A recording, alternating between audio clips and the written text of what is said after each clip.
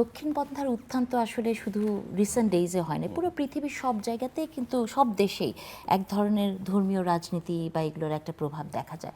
তবে বিএনপির জন্য এটা একটা অনেক বড় চ্যালেঞ্জ। এবং আসিফ যে কথাটি বলছেন যে শিক্ষা, মানে খুব রেভলিউশনারি কিছু করতেই হবে, এবং সেই পথে কিন্তু বিএনপি হাঁটছে, বিএনপির এডুকেশন পলিসি কাজ করছে।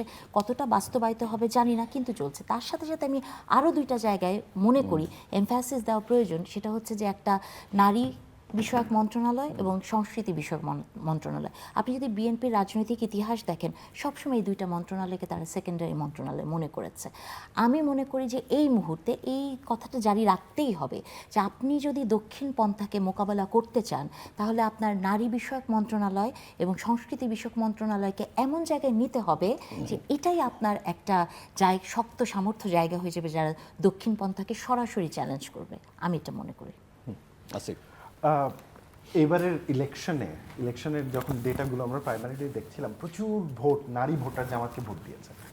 সো এর একটা কারণ হচ্ছে যে একটা লং টাইম ধরে জামাত নারীদের সাথে ইনভলভ হয়েছে, বিএনপি সেই ক্ষেত্রে ইনভলভ হতে ফেইল করেছে। দ্বিতীয় ব্যাপার হচ্ছে এডুকেশনের ক্ষেত্রে বিএনপি যে পলিসি নিয়েছে এখন পর্যন্ত আমরা অনেক কথাবার্তা শুনেছি, কনক্রিট পলিসি আমরা এখন পর্যন্ত দেখি নাই। তৃতীয় যে ব্যাপারটা কালচারের প্রসঙ্গে, বিএনপি যখন নির্বাচনের প্রচার প্রচারণা চালিয়েছে এবং তাদের প্রধানরা যখন কথা বলেছেন, তারা মোটামুটি একটা মেসেজিং করার চেষ্টা করেছেন যে শিক্ষা, খেলাধুলা এবং কালচার, এই তিনটার মাধ্যমে সমাজে যে উগ্র দক্ষিণপন্থার উত্থান ঘটেছে সেটাকে তারা কাউন্টার দিবে।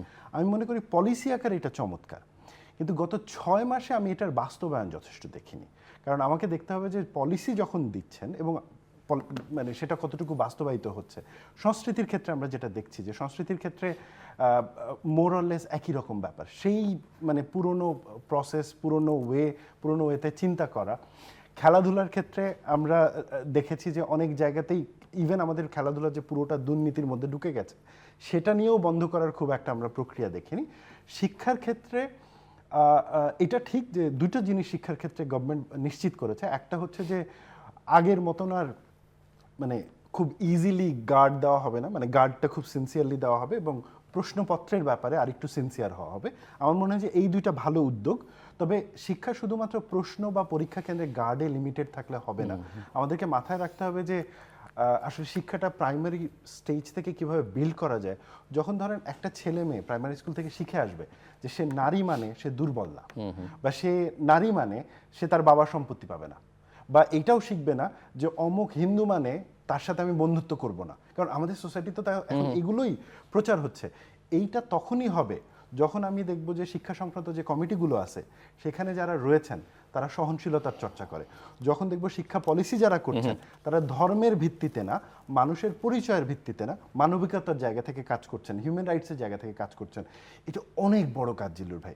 6 মাস is not a good enough to জাজ a government on that, but definitely 2 বছর পরে যদি আপনি আমাকে আপনার সাথে আমন্ত্রণ জানান এই ব্যাপারে কথা বলতে, আর বি মোর দেন হ্যাপি, একদম চুলচেরা ভাবে বলতে যে কতটুকু প্রোগ্রেস ঘটেছে। আপনি কি কিছু বলতে চাইছেন? জাস্ট 1 মিনিট, আমার হাতে সময় নেই প্লিজ। আসিফের সাথে আসিফ একটি কথা বলেছে যে নারীর সাথে দক্ষিণ পন্থার এক ধরনের কানেকশন জামাত ইসলামী বা ইসলামিক দলগুলো করেছে, বিএনপি এখানে ফেল করেছে। আমি আসলে বলতে চাই বিএনপি ফেল করে নাই, বিএনপিকে ফেল করানো হয়েছে। কারণ আপনি দেখবেন যে নারীদের সাথে যে সংযুক্তিটা ইসলামিক দলগুলো করেছে, তারা কিন্তু তাদের রাজনৈতিক ব্যানারে করে নাই, তারা কিন্তু গুপ্ত হয়ে, মানে এই শব্দ বলে অনেকের অ্যালার্জি হয়, কিন্তু কোনো না কোনোভাবে এই নারী মহলে তারা ঢুকেছেন, এবং সেটা কিন্তু জান্নাতে টিকিট দেওয়ার স্বপ্ন দিয়ে।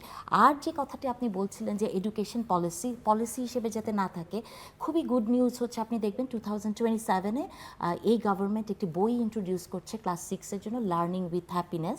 আমি মানে ভেরি প্রাউড যে এটা পাঁচলাইনটা আমারই দেওয়া, আমার করা, এটার বইয়ের কাজ চলছে। এই কথাটাতে আপনি যেগুলো দেখতে চাচ্ছেন যে নারীকে নারী হিসেবে দেখা, দুর্বল হিসেবে দেখা না, এটা পুরো একটা সিস্টেম। এবং বিএনপি কিন্তু অলরেডি একটা জিনিস করেছে, আপনাদের চোখে পড়েছে কিনা জানি না, যেটা বিএনপির একটা ফ্ল্যাগশিপ, প্রেসিডেন্ট জিয়াউর রহমান করেছে নতুন কুড়ি। সেই নতুন কুড়ি কিন্তু একটা খেলাধুলার নতুন কুড়ি করেছে, এবং সেই নতুন কুড়ির প্রোগ্রামে আপনি 22 লাখ কিশোর কিশোরী অংশগ্রহণ করছে, যার মধ্যে 11 লাখ ছেলে, 11 লাখ মেয়ে। এটা কিন্তু খুবই সিগনিফিক্যান্ট একটা চেঞ্জ। তো আমি মনে করি এই পথে বিএনপি হাঁটলে এবং এটা যদি কন্টিনিউয়াস একটা প্রসেস হয় তাহলে ভালো হবে। আমি শুধু একটা পয়েন্ট একটু যোগ করতে যাচ্ছি জিল্লুর ভাই, 30 সেকেন্ড আপুর সাথে। সেটা হচ্ছে যে উনি নারীদের ক্ষেত্রে যে ব্যাপারটা বলেছেন, আমি ওনার সাথে একমত ওই জায়গাটাতে, যে এই নারীদের সাথে এঙ্গেজমেন্ট আসলে শুরু হলো কোরআন শিক্ষা দেওয়ার মাধ্যমে এবং খুবই নন পলিটিক্যাল ওয়েতে।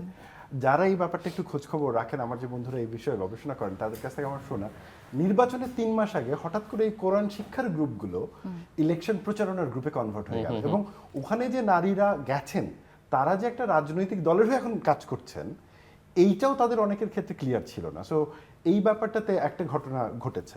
এখানে 1 সেকেন্ড জিলুর ভাই আমি একটা কথা বলি, সেটা হচ্ছে যে কথাটা আসিফ বললেন, আপনি জামাতে ইসলামের রিসেন্ট ডেজের খুব বড় বড় পদধারী নারী নেত্রীদেরকে দেখবেন যারা ফেসবুকে গত 10 বছর খুবই ইসলামিক মাইন্ডেড নারী হিসেবে ছিল, কিন্তু পরবর্তীতে জাস্ট ইলেকশনের 1 মাস আগে আপনি জানলেন যে তিনি কমিটির মেম্বার। এবং জামাতে ইসলামী এমন একটি দল, আপনি জানেন যে আপনি জিল্লুর রহমান আর আমি নাহরিন ইসলাম সেখানে গেলে আমরা কোনো পদ পদবি পাবো না, একটা লং প্রসেস, অনেক কিছু ভেতর দিয়ে যেতে হয়। তার মানে হচ্ছে তারা ওই কোরআন শিক্ষার মাধ্যমে তাদের রাজনৈতিক তাদের ফায়দাটা কৌশল। হাসিল করেছে।